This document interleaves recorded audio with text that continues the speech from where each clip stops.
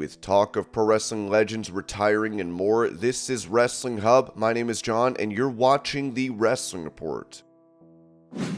Before we get into the rest of the video, make sure you subscribe to Wrestling Hub and turn on all notifications to stay up to date with everything in the world of pro wrestling. Also, don't forget to follow us on Instagram at Wrestling Hub Official and follow us on Twitter at Wrestling_Hub.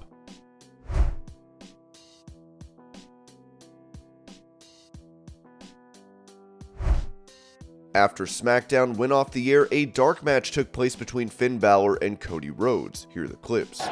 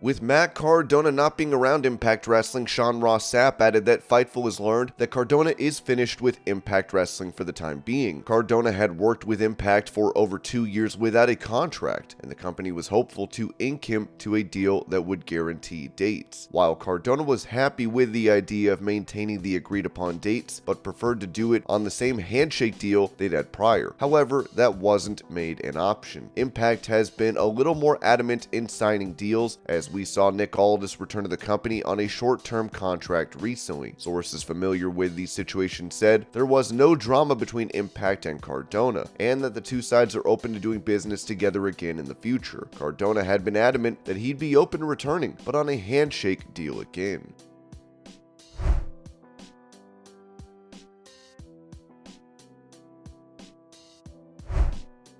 During an interview with Inside the Ropes, Diamond Dallas Page said this about Rhea Ripley. "You know, Rhea, she reminds me of another Chyna because she can go out there and beat guys, and I'm going to believe it because she's that good."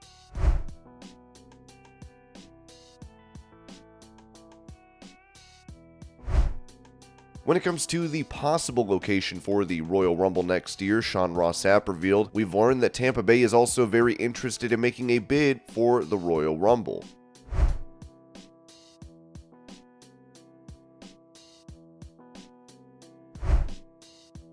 With Bad Bunny wearing a throwback WWF Attitude Era jacket on SmackDown, Fightful noted that WWE had to digitize Bad Bunny's outfit from SmackDown as the terms of the World Wildlife Fund lawsuit from 20 plus years ago disallows new usage of the WWF logo.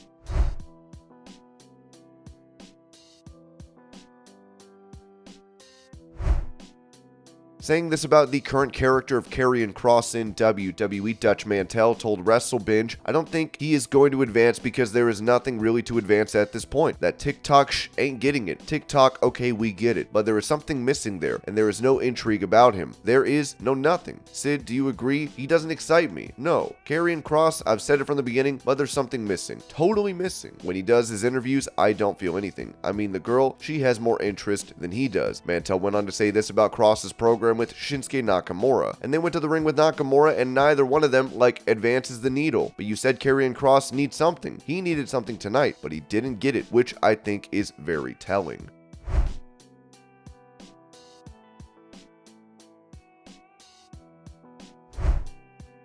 In a video, a fan can be seen handing Darby Allin a WWE title to sign, as he has this reaction.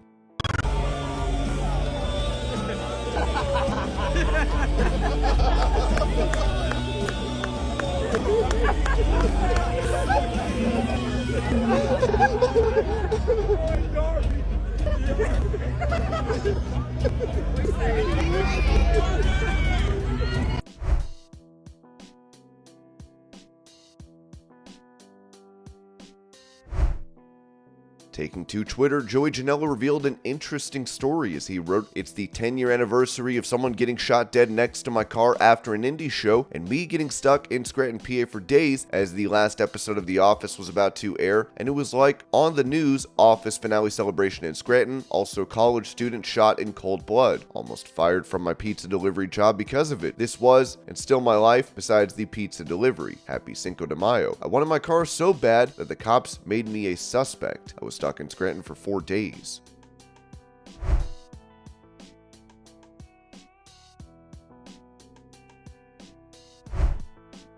Recalling his initial signing with WWE, Sami Zayn told the Whiskey Ginger podcast, "I signed my first WWE contract for $39,000 because it was developmental, but you obviously get to make money later, which is what happened. So I wasn't too nearsighted about it, thinking that I was worth so much more. You kinda understand when to take it on the chin and when you'll make it up. Within 8 months, they started sending me on the road to do road loops. At that point, I was making only $50,000. When the first check came in for the road loop, there was 6 or 7 grand in there. At that point, I had a light bulb moment where I realized, oh my god, I'm here to make money. Money is so not why I do this. Don't get me wrong. I enjoy having it versus not having it."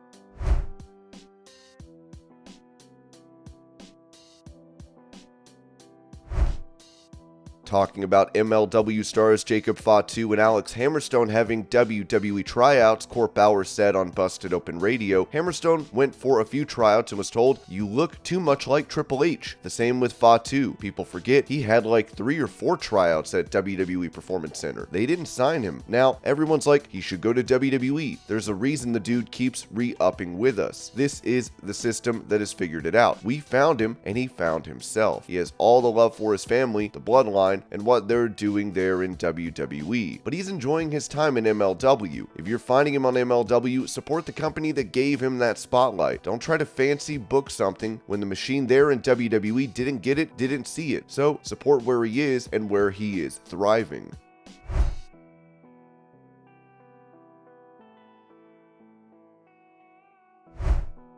When it comes to possibly adding a female member to the Bloodline in WWE, Trinity Fatu told Forbes, "I would love to see a woman in there, whoever that may be, whoever she may be. And it's just cool to see how many layers they're adding to it, and what's next? What's next to come of this story, or who's going to be a part of them next, or who's going to get kicked out next, or who's Roman going to be mad at next, or who's going to, it's so much. I'm really happy for them and for Big Baby. I love seeing Baby Bro on there," Fatu said, referring to Sikoa.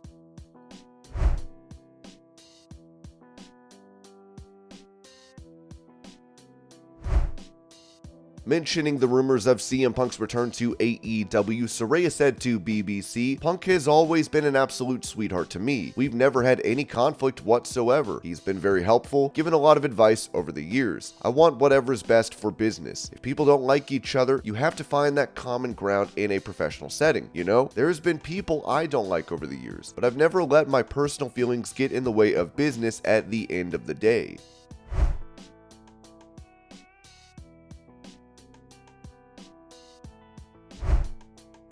Reacting to the idea of Goldberg going on a retirement tour, former WCW President Eric Bischoff said on his 83 Weeks podcast, that would be a horrible idea. There's not generations of Bill Goldberg fans out there. There are generations of Ric Flair fans out there. Ric Flair is arguably as popular today in many respects. Bill, comparatively speaking, has been in the business for 5 minutes when you compare him to someone like Ric Flair. I hope he gets a lot of money up front. Let's just put it that way. I don't see a lesser version of Bill Goldberg get back in the ring, and again, if he doesn't need the money, and I can't imagine that he does, I don't know why he'd do it. I just wish he wouldn't do it. Here's the other thing. You want to be remembered for being at your peak.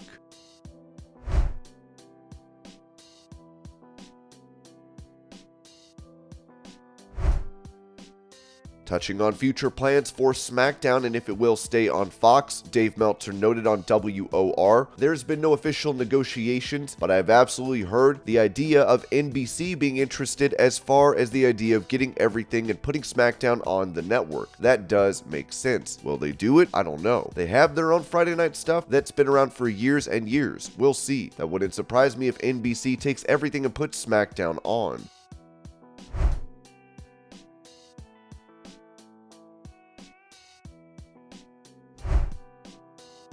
Speaking about the upcoming AEW All-In event in London, Dave Meltzer said on Wrestling Observer Radio, to me, and this is my thought, you have to do the Sting retirement at this, because where Sting is, where are you going to get 60, 70, 80,000 people? Whatever it is for Sting's retirement. That's too perfect. You can't get that in the United States. And this was your Pro Wrestling News Update. I hope you're all having a great day. Thank you so much for watching, and I'll see y'all later.